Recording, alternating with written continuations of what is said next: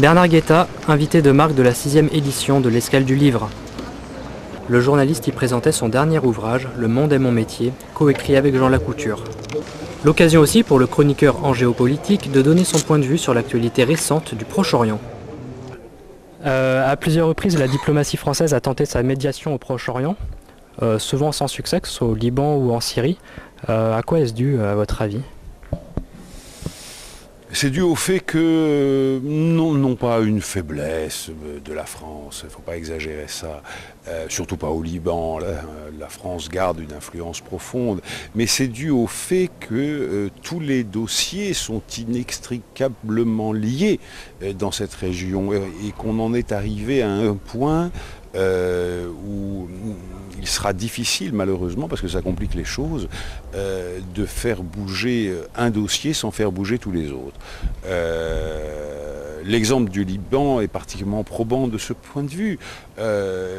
L'Iran, qui a un poids fondamental dans ce pays à travers le Hezbollah, n'a aucun intérêt, de son point de vue, à participer, à contribuer à un apaisement de la situation tant qu'il n'aura pas reçu des assurances des Américains sur la pérennité de son régime, tant qu'il n'aura pas reçu des assurances sur la pérennité du régime syrien qui lui est allié, qui est son seul véritable allié d'État dans la région.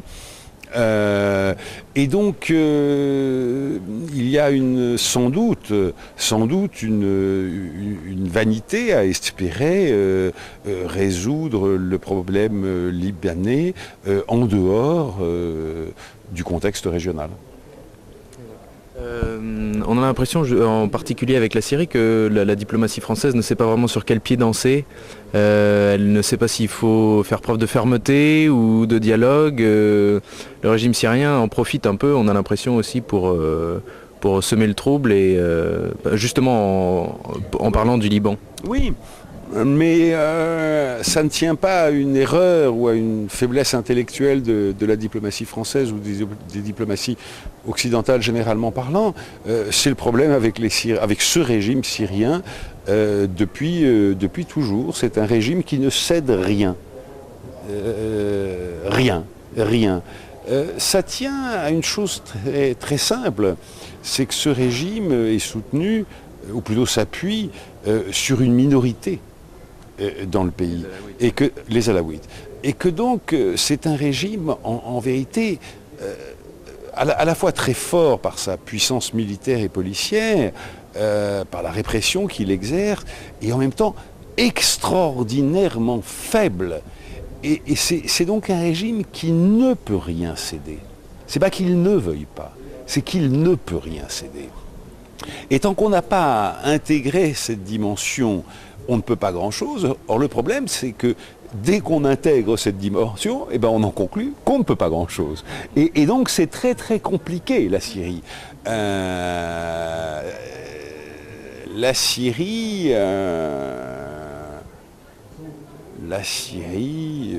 c'est peut-être l'un des problèmes les plus... le régime syrien, c'est peut-être l'un des problèmes les plus difficiles de la région, qui pourtant ne manque pas de problèmes difficiles. Plusieurs fois, on a assisté à un télescopage, on va dire ça comme ça, entre le conseiller du président Jean-David Lévit et Bernard Kouchner. Comment est-ce que vous expliquez cette situation ? On reproche à Bernard Kouchner un peu non pas son incompétence, mais son incapacité à faire évoluer les choses. Vous savez, dans tous les pays du monde, et pas seulement aux États-Unis, c'est une situation extraordinairement classique. Aux États-Unis, à la Maison-Blanche, il y a le National Security Council, c'est-à-dire la cellule diplomatique du président. Eh bien, le patron du National Security Council, sous pratiquement chaque président, se heurte au secrétaire d'État. C'est absolument classique. Alors, jusqu'à présent, en France, on n'avait pas trop assisté à ça, parce que ou bien on était dans des situations de cohabitation, auquel cas Le ministre des Affaires étrangères bénéficiait d'une autonomie absolument rêvée, parce que les contraires s'annulaient au-dessus de lui, le Premier ministre et le Président de la République, ou bien le ministre des Affaires étrangères était nommé directement par le Président de la République, le représentait, incarnait sa ligne, lui était consubstantielle, et auquel cas il n'y avait pas de clash. Il n'y avait pas de clash parce qu'il y avait une harmonie dans la verticale du pouvoir diplomatique en l'occurrence. Et là, on a une situation extraordinairement particulière, parce que Bernard Kouchner est le ministre d'ouverture par excellence. Il apporte dans ce gouvernement une culture, des traditions, des réflexes qui lui sont propres, qui ne sont pas ceux enfin pas forcément en tout cas, ceux ni du président, ni de son conseiller diplomatique, qui n'est pas précisément lui non plus un homme de gauche, et en tout cas de la même culture que Bernard Kouchner. Et ben clash il y a. Et regardez, aux États-Unis, Henry Kissinger avait commencé comme patron du National Security Council, et puis un jour il s'est retrouvé secrétaire d'État parce que c'était la réalité de la situation. Il était le patron de la diplomatie, et il en est devenu officiellement le patron. Alors pour revenir brièvement sur la situation encore du Proche-Orient, la visite récente de Shimon Peres, est-ce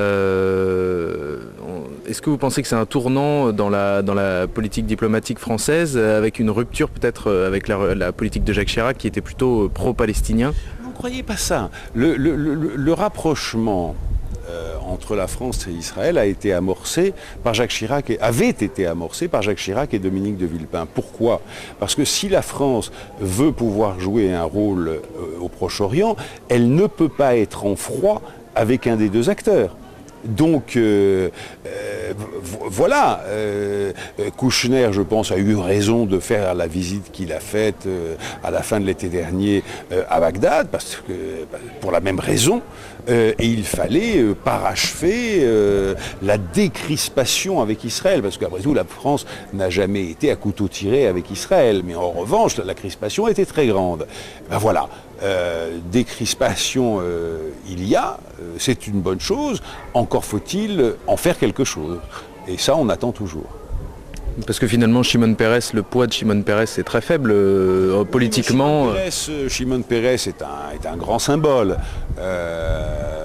C'est un symbole à tort ou à raison, parce qu'on pourrait beaucoup en discuter, du camp de la paix en Israël. Enfin quand même, oui, fondamentalement oui. C'est évidemment le dernier des dinosaures, des quasi-pères fondateurs. Il n'a pas réellement été un père fondateur, mais comme très jeune homme, il a grandi dans le milieu des pères fondateurs, auprès notamment de Ben Gurion.